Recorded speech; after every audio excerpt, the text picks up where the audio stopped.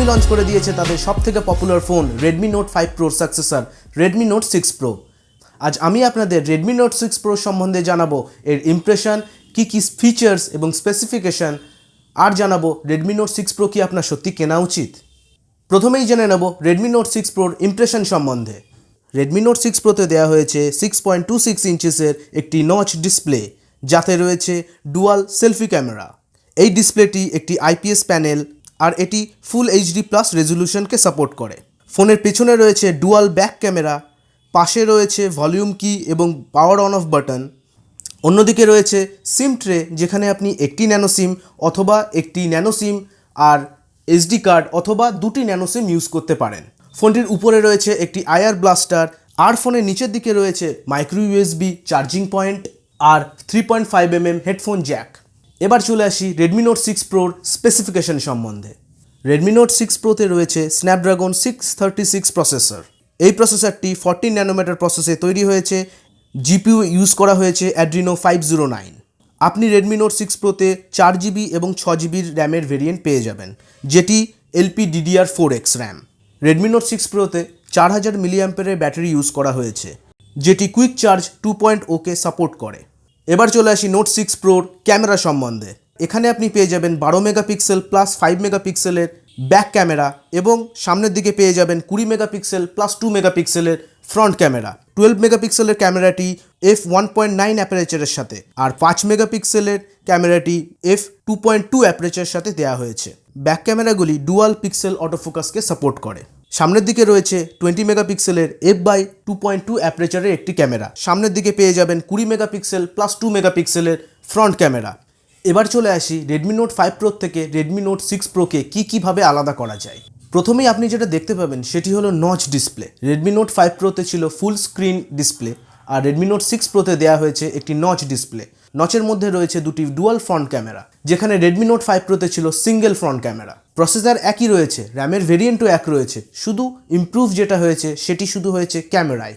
এখানে back dual ক্যামেরার সাথে সাথে আপনি ফ্রন্ট ডুয়াল ক্যামেরাও পেয়ে যাবেন। ক্যামেরা অ্যালগোরিদমে অনেক চেঞ্জ রয়েছে নতুন ডাইনামিক বোকে আর dual autofocus technology. Xiaomi claim করছে Redmi Note 5 Pro থেকে Redmi Note 6 Pro ডিসপ্লে একটু বেটার। Redmi Note 6 Proতে দেওয়া হয়েছে কুইক চার্জ 2.0। এছাড়া Redmi Note 6 Proতে খুব একটা কিছু নতুন নেই। এবার চলে আসি আসল কথায়। যদি আপনার কাছে একটি Redmi Note 5 Pro থাকে, তাহলে কি আপনার Redmi Note 6 Proতে আপগ্রেড করা উচিত? ইন্ডিয়াতে Xiaomiর Redmi Note সিরিজটি হচ্ছে সবথেকে পপুলার সিরিজ, আর এই সিরিজে সমস্ত ফোনই ছিল পপুলার। আজ থেকে 3 বছর আগে যখন Redmi Note 3 লঞ্চ হয়, তখন থেকেই এই সিরিজটি পপুলার হতে শুরু করে। Redmi Note 3 থেকে Redmi Note 4 যখন লঞ্চ করা হয়, তখন ছিল একটি বিগ আপগ্রেড। যেমন Redmi Note 3 থেকে Redmi Note 4-এ যখন প্রসেসরকে আপগ্রেড করা হয়, তখন স্ন্যাপড্রাগন 650 থেকে দেওয়া হয় 625, যেটি তখনকার দিনে একটি খুবই ভালো বাজেট ফ্রেন্ডলি প্রসেসর ছিল এবং খুবই পাওয়ার এফিশিয়েন্ট প্রসেসর ছিল। যখন Redmi Note 4 থেকে Redmi Note 5 Proতে আপগ্রেড করা হয়, তখন সেখানে ডুয়াল ক্যামেরা ছিল, ফুল স্ক্রিন ডিসপ্লে ছিল, স্ন্যাপড্রাগন 636 ছিল। কিন্তু যখন Redmi Note 6 Pro লঞ্চ করা হলো, তখন Redmi Note 5 Pro থেকে বেশি কিছু আপগ্রেডই করা হয়নি। যেমন একই ক্যামেরা, শুধু ক্যামেরার অ্যালগোরিদমটা চেঞ্জ করা হয়েছে, যেটি সফটওয়্যার আপডেটের থ্রু কিছুদিন পরে Redmi Note 5-এই চলে আসবে।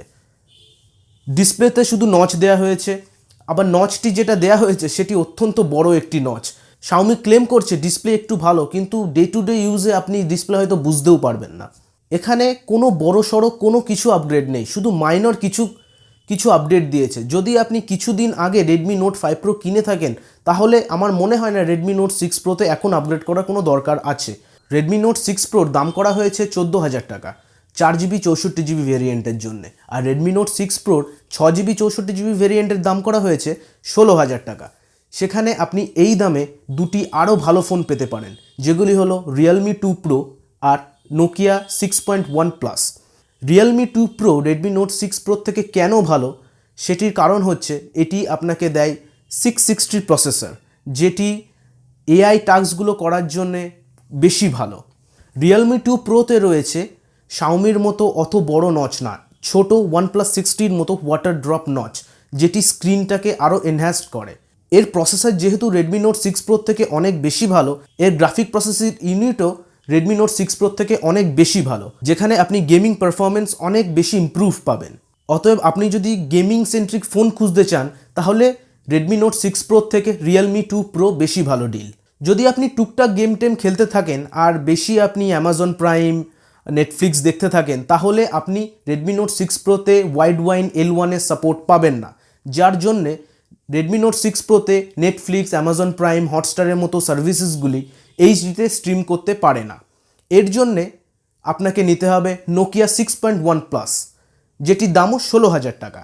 নোকিয়া 6.1 প্লাসে আপনি পেয়ে যাবেন ওয়াইড ওয়াইন L1 এর সাপোর্ট, যেখানে নেটফ্লিক্স, অ্যামাজন প্রাইম, হটস্টার এইসব স্ট্রিমিং সার্ভিসগুলো আপনি এইচডিতে স্ট্রিম করতে পারবেন। আপনি যদি ফোনে খুব বেশি স্ট্রিমিং সার্ভিসকে ফলো করেন অথবা টুকটাক গেম খেলেন, তাহলে আপনি নোকিয়া 6.1-এ যেতে পারেন।